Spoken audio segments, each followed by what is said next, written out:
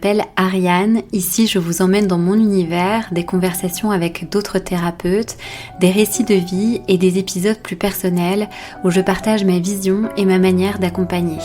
Je propose en visio ou à Marseille des espaces d'écoute et de parole que je conçois comme des parenthèses précieuses. Vous pouvez me retrouver sur Instagram ariane.carleton et prendre rendez-vous directement via le lien dans ma bio. Si cet épisode vous touche, vous inspire ou vous aide, n'hésitez pas à le partager ou à laisser un avis. C'est le plus beau soutien que vous puissiez offrir à ce podcast et à mon travail. Merci d'être là et très bonne écoute.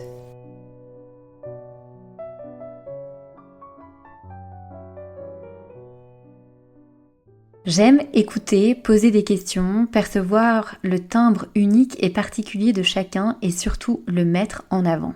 C'est d'ailleurs dans ce sens que j'accompagne en consultation de relations d'aide les personnes qui me font confiance. Dans cette parenthèse précieuse, je reçois Charlotte, auxiliaire de puériculture, qui nous partage son expérience et son quotidien. Une profession que je souhaitais mettre en avant parce qu'elle est trop peu valorisée par notre société aujourd'hui, alors qu'elle est indispensable au quotidien d'un grand nombre de familles.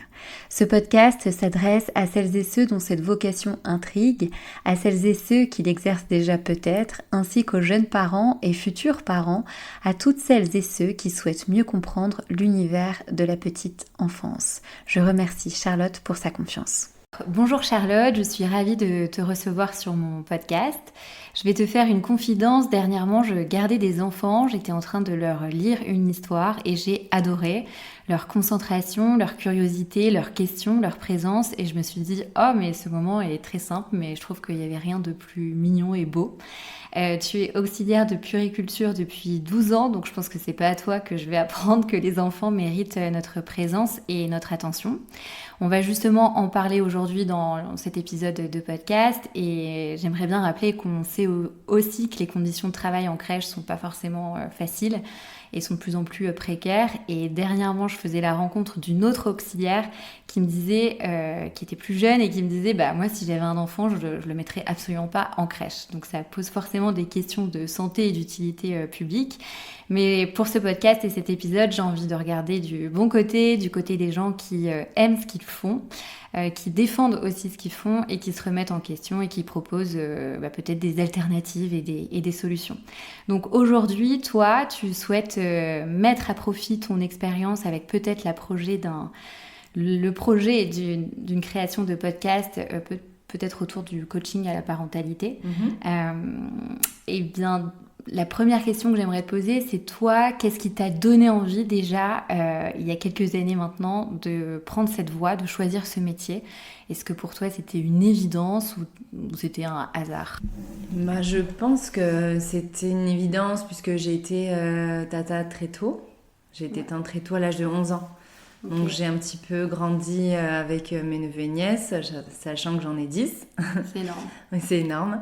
Mais j'ai grandi avec eux, mais aussi j'ai pris énormément de plaisir à leur inculquer certaines valeurs, à leur apprendre des choses, à partager des moments tout simplement.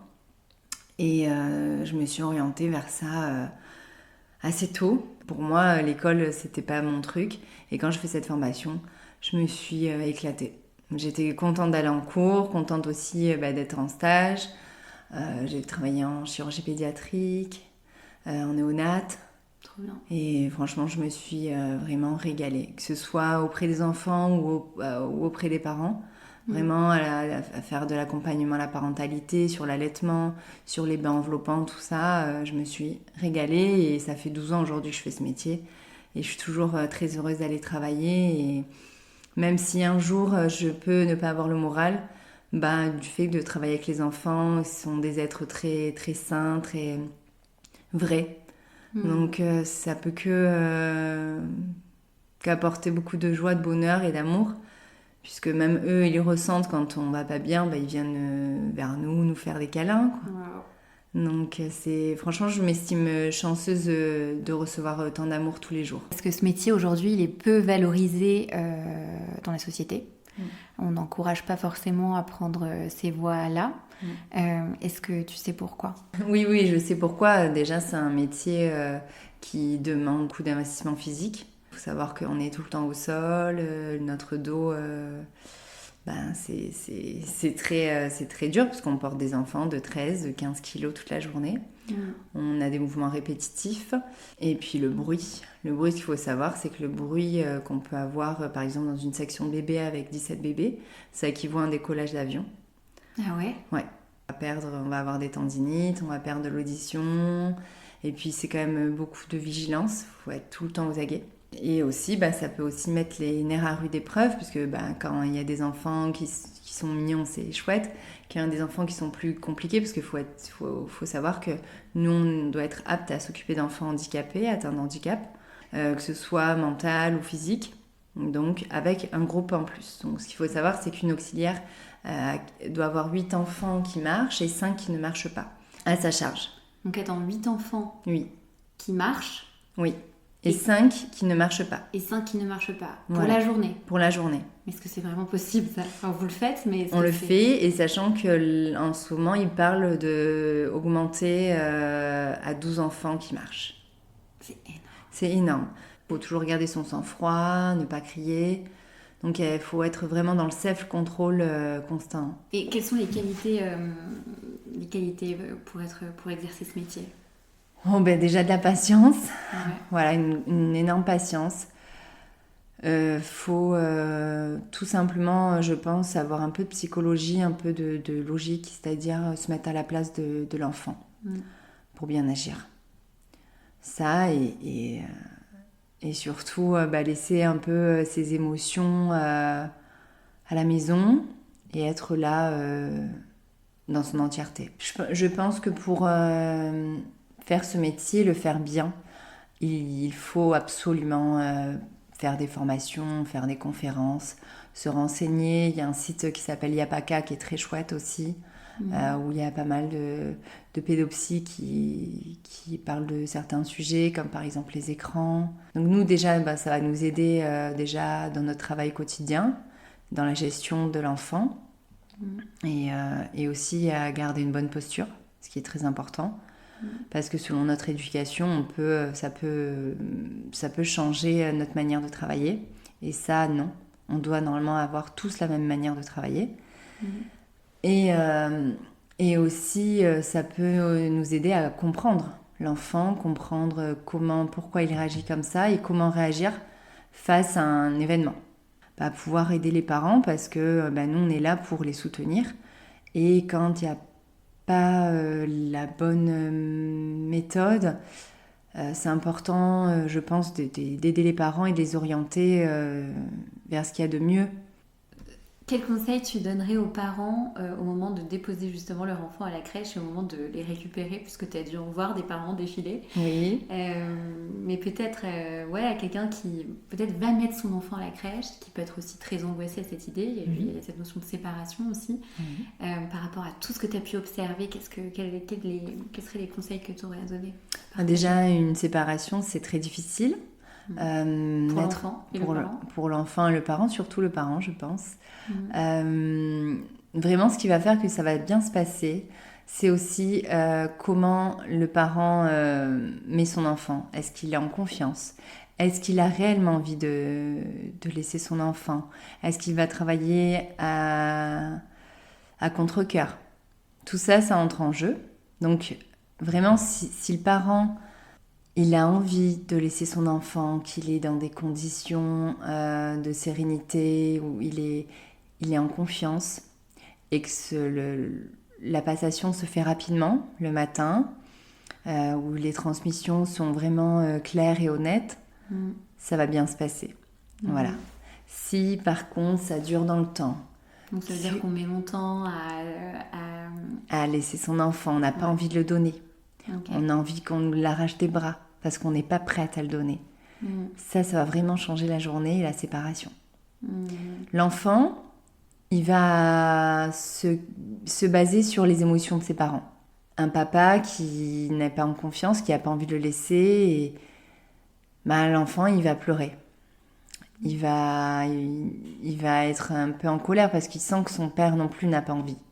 Tandis que si une maman arrive et est contente et est en confiance et raconte comment s'est passée la nuit, la soirée d'hier soir, et que vraiment il y a un réel échange et qu'elle est prête à le laisser, elle le tend, juste le tendre son enfant vers l'autre, c'est important.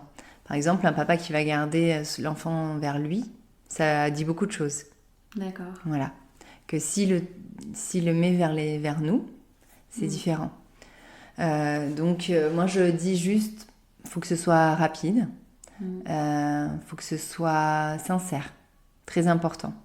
Parce que les émotions de l'enfant, si on veut les comprendre, il faut qu'on ait tous les tenants, les aboutissants. C'est-à-dire, est-ce que cette nuit s'est bien passée? Est-ce que la soirée d'hier soir, est-ce qu'il y a une dispute dans le couple? Est-ce que l'enfant était malade? Est-ce qu'il a eu un Doliprane? Tout ça, c'est des événements qu'il faut dire. Alors, c'est pas pour être intrusif, c'est juste pour comprendre les émotions de l'enfant. Pour la journée. Et pour la journée, parce que on va être bien plus indulgente si le couple est en séparation, s'il y a eu un événement tragique dans la famille. Donc, je pense que c'est très important de vouloir le mettre, de vouloir profondément laisser son enfant être en confiance et être sincère. Même si on n'a pas envie de le laisser, on peut le dire. On peut le verbaliser, c'est pas grave. Et on travaille ensemble pour être prête à le faire et même quitte à ce que l'adaptation se passe plus longuement. J'ai jamais vu en 12 ans d'expérience un enfant qui s'est pas fait à la crèche. Alors ils vont tous pleurer au début, hein, c'est normal. C'est difficile d'être séparé de son lien d'attachement. Au fur et à mesure de la journée, il joue, il va découvrir des choses, il va quand même avoir une figure d'attachement à la crèche, ils vont la choisir. Alors souvent c'est la référente, celle qui accueille, celle avec qui il fait l'adaptation. Et voilà, je pense que pour l'enfant, pour la collectivité, c'est quand même ce qu'il y a de mieux au niveau du développement psychomoteur, au niveau du développement sur le jeu, sur l'appréhension, sur la vie en collectivité, puisque on le prépare mine de rien à l'entrée à l'école. Et voilà, on fait quand même beaucoup de choses, que ce soit de la peinture, donc il y a le côté sensoriel, de la semoule, beaucoup de lectures, donc ça demande, on travaille sur la concentration, on a des animatrices musicales, où vraiment on travaille aussi sur l'ouïe, parce que ça se travaille des petits, sur juste la manipulation avec les Legos, réfléchir à faire un puzzle, se laver les mains, des petits trucs comme ça, les rendre autonomes. On travaille beaucoup sur l'autonomie, à manger, à tenir une cuillère, à respecter, à développer un peu ses goûts aussi, parce que on laisse quand même l'enfant découvrir les textures avec les doigts au début, et ensuite on fait l'apprentissage de la cuillère. Et l'autonomie, juste de tenir son verre tout seul, voilà. Un enfant qui s'adapte pas, c'est que là, il y a une insécurité. Voilà, il y a une insécurité, et là, il y a les assistantes maternelles qui sont bien plus amenés ils ont beaucoup moins d'enfants, donc là, ils peuvent avoir toute l'attention. Et quand un parent récupère son enfant, est-ce qu'il y a des choses aussi à savoir après une journée qui a été peut-être longue dans certains cas? Hier, je crois que tu me disais que tu as des enfants qui arrivent à 7h le matin et qui repartent à 18-19h. Qu'est-ce qu'il est important de faire en tant qu'auxiliaire et aussi en tant que parent au moment de ce retour à la maison? Déjà, je pense qu'en tant qu'auxiliaire, il est important de retranscrire la journée dans les points positifs ou les points négatifs. C'est important que le parent soit à l'écoute de ce qu'on lui dit, parce que nous, on passe quand même 8 heures par jour minimum avec ses enfants, on les observe, on les voit quand ils sont fatigués, on voit quand ils ont besoin d'être reposés, et d'avoir aussi beaucoup d'attention de leurs parents. Parce que ce qu'il faut savoir, c'est qu'il y a une étude qui a été faite d'ailleurs pendant le Covid. L'enfant se développe beaucoup mieux avec ses parents. Donc, je pense que le soir, c'est important d'être heureux de retrouver son enfant, d'être à l'écoute de ce qu'on lui dit et de prendre le temps Voilà, je sais que c'est la course, c'est difficile pour tout le monde parce qu'il y a l'heure du bain, l'heure du repas. Mais même si c'est 10 minutes, prendre 10 minutes de temps mais qualitatif, c'est-à-dire concentré qu'avec son enfant, pas avec des écrans autour, ou vraiment concentrer et faire 10 minutes de livre, 10 minutes de jeu, voilà, prendre le temps de donner le bain dans la bonne humeur et au maximum. Parce que cet enfant, il a besoin de partager du temps avec ses parents. Et il est important que ce ne soit pas un temps stressant, un temps qui soit une charge pour le parent. Voilà, il faut vraiment le voir comme un moment qui va permettre à l'enfant, lui, de se ressourcer. Parce que ce qu'il faut savoir, c'est que l'enfant, toute la journée, il va se contrôler ses émotions, il va pas laisser toutes ses émotions sortir. Comme on dit souvent, c'est qu'avec les personnes qu'on aime le plus, où on se laisse aller, ou avec qui on est le plus insupportable, donc il se peut le soir qu'il décharge. Faut pas le voir que c'est contre les parents, non. C'est juste que là, je décharge tout ce que j'ai encaissé toute la journée, et là, j'ai besoin de toi, papa, j'ai besoin de toi, maman, pour me sécuriser, pour me donner un peu d'attention et de tendresse. Je crois qu'on a besoin qu'un enfant, et comme nous, adultes, on a besoin de sécurité, oui, de lien. Oui. On ne peut pas ne pas s'attacher. Non. Et forcément d'amour. Voilà, et c'est pour ça quand le soir, on est à 2000 volts, où on doit tout faire vite, où l'enfant, il ne va pas se sentir exister, il ne va pas se sentir aimé, il va se sentir un poids. Et je pense qu'on peut expliquer à l'enfant, alors j'ai pas beaucoup de temps, on a beaucoup de choses à faire, mais là je vais prendre du temps avec toi et on va partager ça ensemble. Donc toujours expliquer. Toujours expliquer. De toute façon, il faut tout verbaliser. Déjà parce que pour la compréhension de l'enfant, ça va y jouer. Donne-moi ta main pour mettre la veste, donne-moi ton pied pour mettre les chaussures. Déjà, il va intégrer ce que c'est un pied, ce que c'est une main. Voilà. Peut-être mettre aussi des mots, c'est ce que je me dis, des mots sur ce qu'il perçoit et capte. Parce que finalement, un enfant se synchronise à son parent. Il est dans le mimétisme. Et donc, mettre des mots sur ce qu'il perçoit aussi. Oui. On peut dire, aujourd'hui, maman, elle a une dure journée, papa, il a une dure journée. J'ai pas trop de patience, je suis désolée. Ou alors aussi passer, quand on a de la chance d'avoir le conjoint, la conjointe qui est à côté, dire prends le relais, là j'ai besoin d'un petit temps.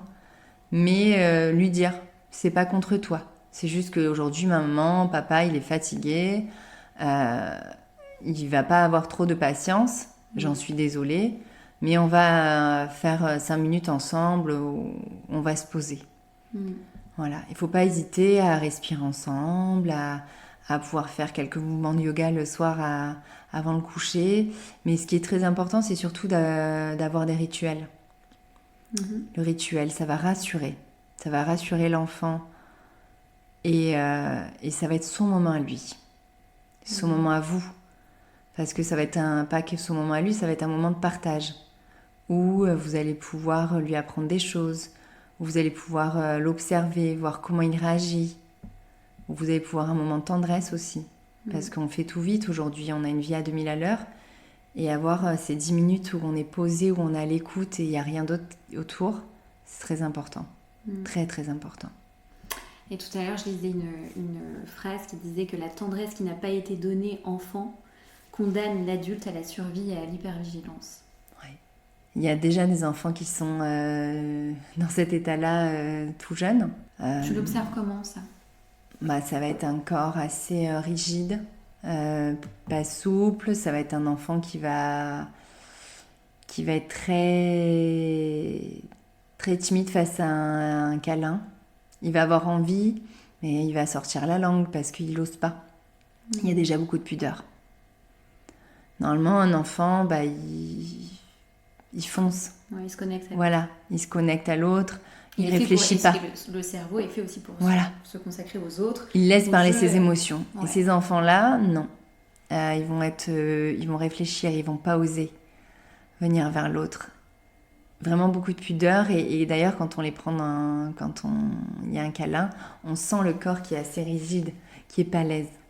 On le sent.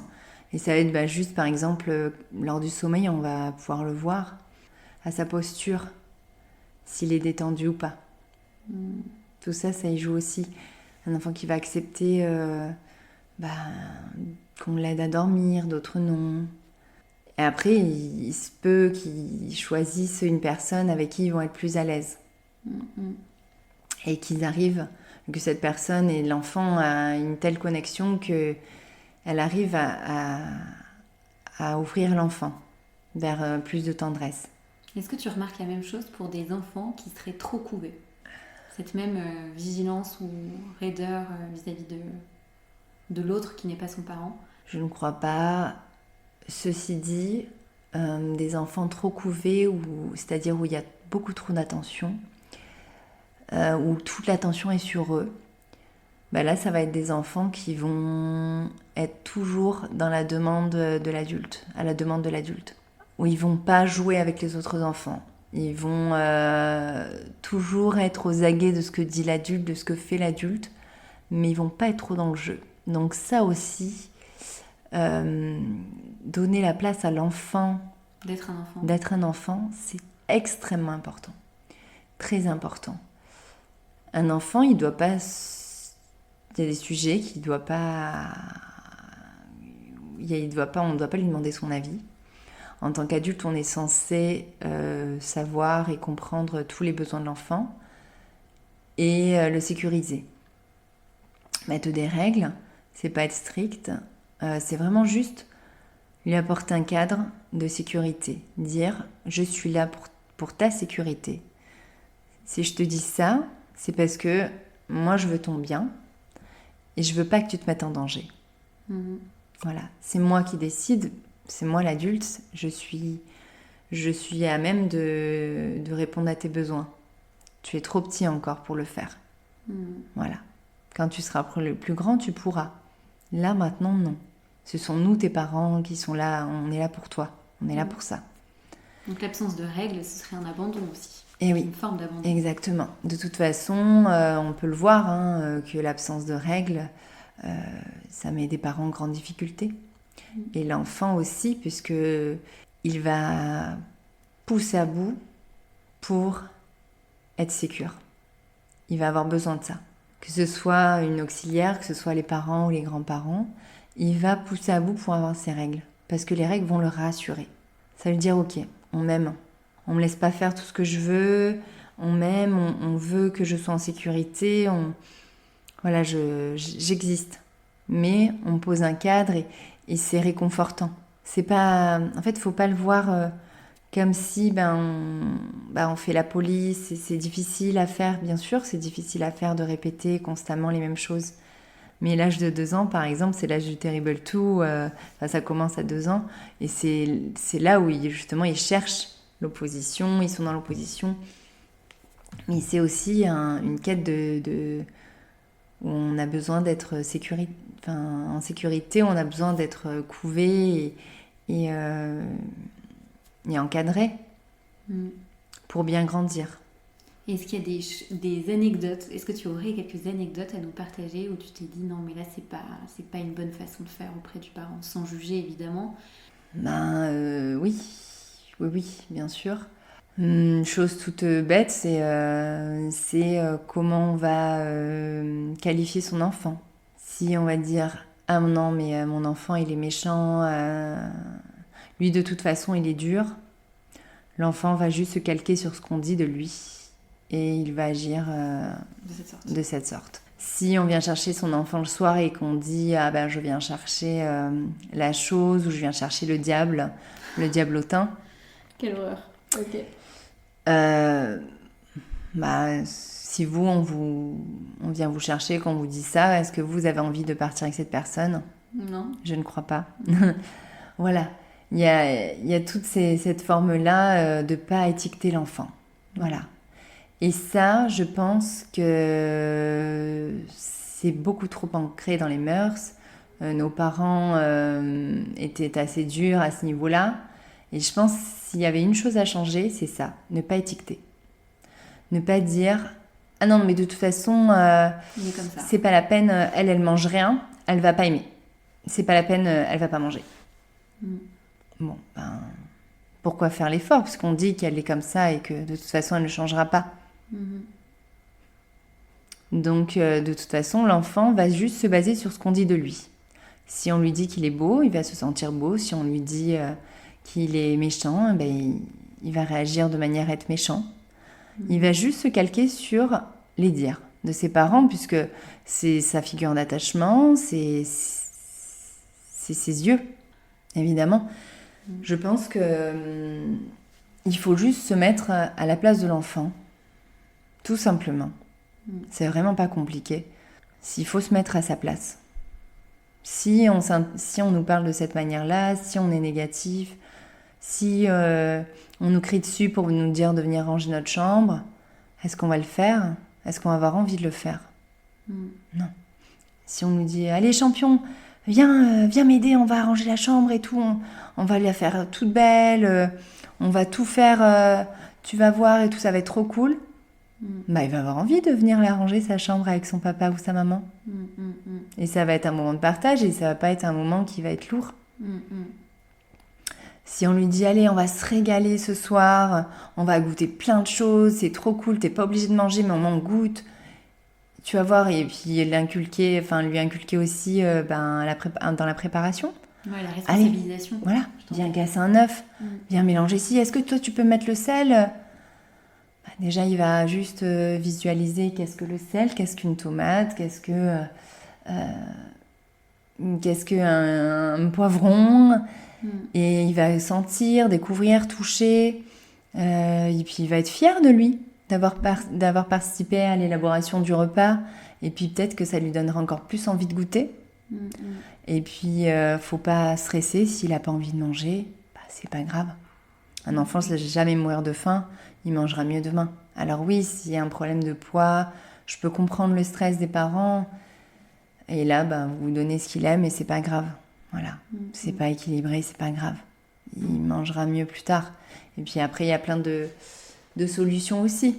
Faire des petits beignets de légumes, des soupes. Enfin, il y a plein de moyens maintenant de cacher ce qu'ils aiment pas au final.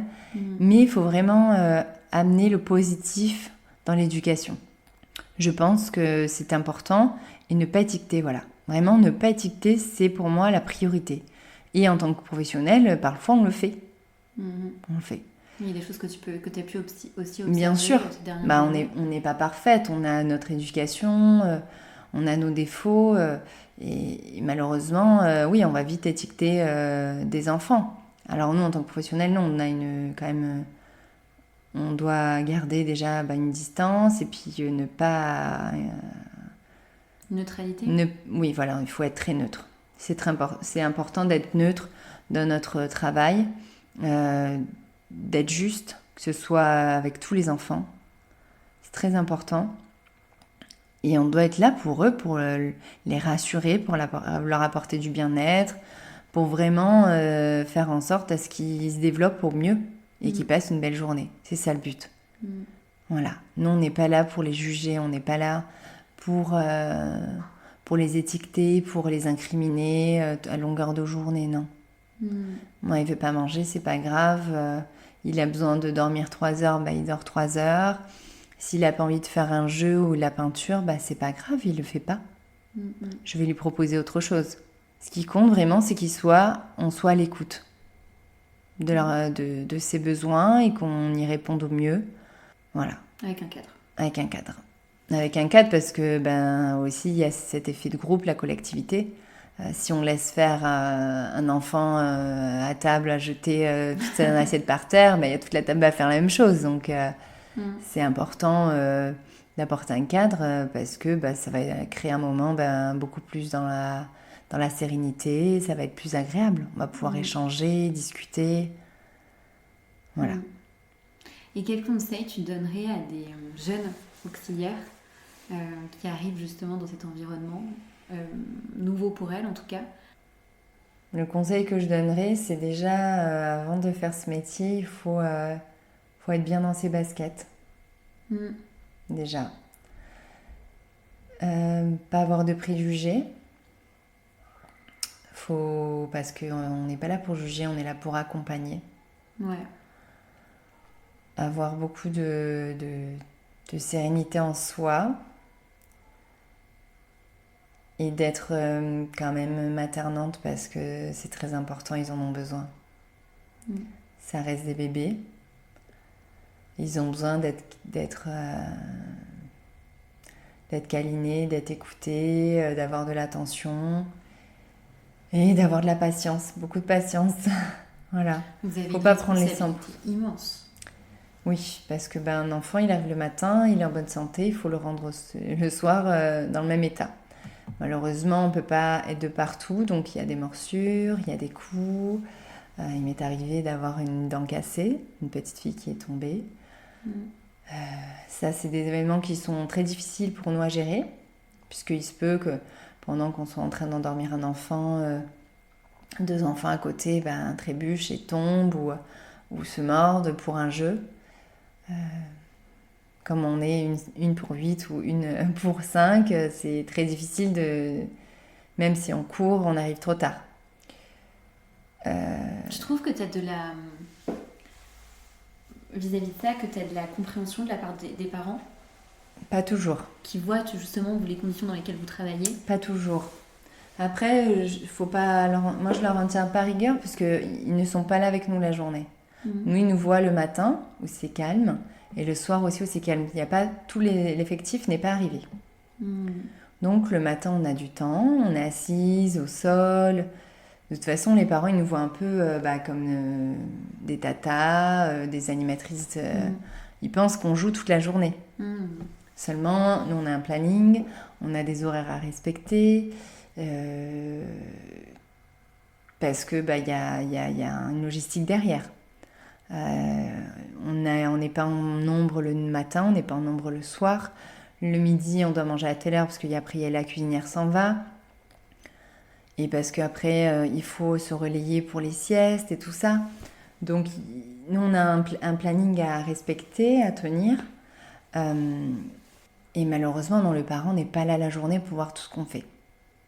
Il va y avoir des parents très, très frileux sur une bosse, sur une morsure, parce qu'ils ils pensent qu'on s'occupe mal de leurs enfants, qu'on les surveille pas. Après, il y a des parents d'autres qui sont super compréhensifs, qui comprennent que dans la collectivité, c'est les aléas. Mais je pense que c'est à nous de les rassurer. C'est à nous de les rassurer, et quand on les rassure, généralement, ça se passe bien. Si, après avoir fait tout ce qu'il faut pour les rassurer, ces parents, s'ils sont toujours pas rassurés, c'est à eux de faire le choix de mettre son enfant ailleurs. Je veux dire, quand on laisse son enfant 8 heures par jour, on ne peut pas le laisser à contre-cœur, il faut quand même être safe.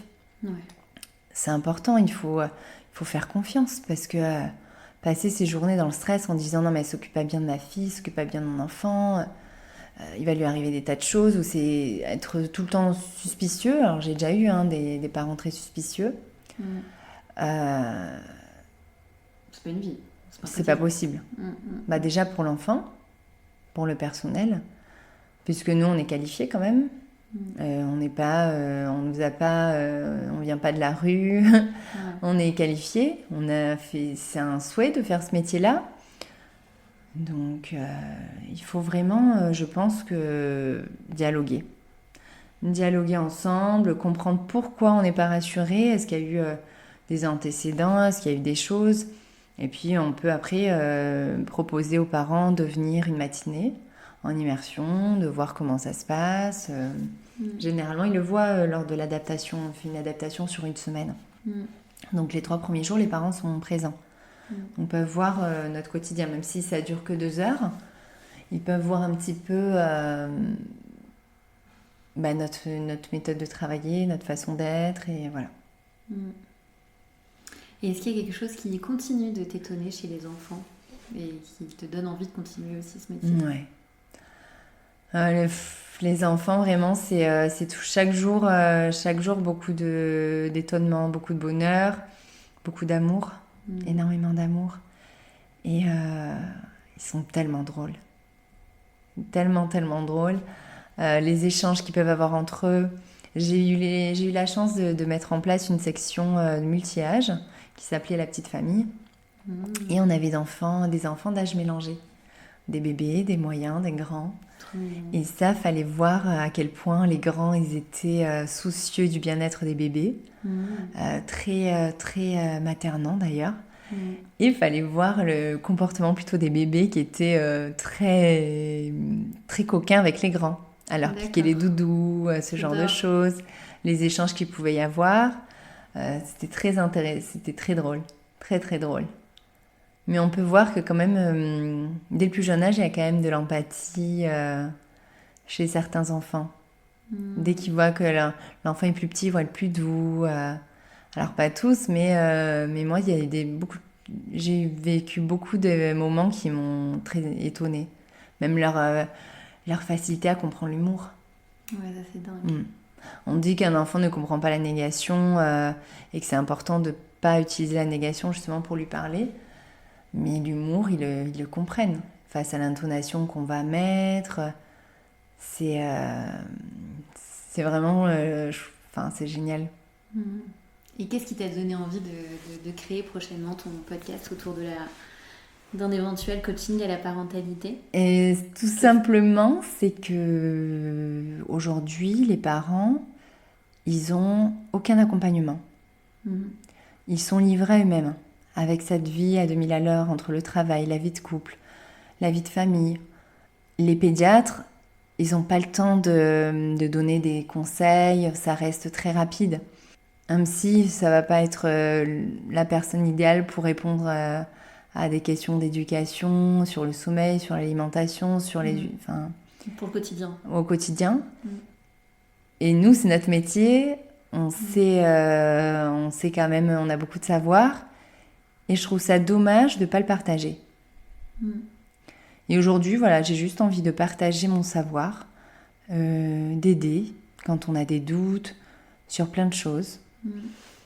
Donc c'est pour ça que je me suis dit, voilà, maintenant j'ai 12 ans d'expérience, j'ai appris, je pense être une bonne professionnelle et avec un petit peu mon lien avec la psychologie, je pense qu'on peut faire quelque chose et en tout cas aider tous ces parents qui sont désemparés. Wow. Et qu'est-ce qui justement selon toi devrait évoluer en priorité dans le monde de la petite enfance ? Des formations pour le personnel. Pour moi, il devrait y avoir un module sur la psychologie obligatoire. Des pratiques.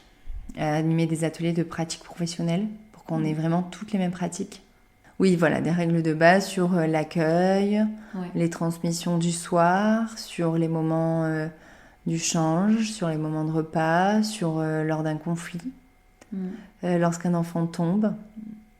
Voilà, lorsqu'un enfant tombe, on lui dit pas c'est pas grave.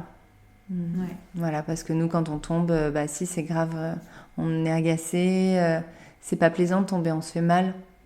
Donc, juste le rassurer, dire est-ce que ça va ?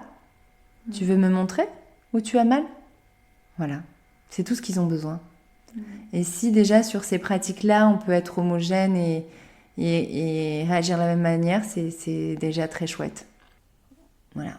Bon, après, on arrive dans des dimensions qui sont plus politiques. Oui, c'est ça. Et économiques. Merci beaucoup pour ton partage. Mais je t'en prie, Ariane. Merci à toi.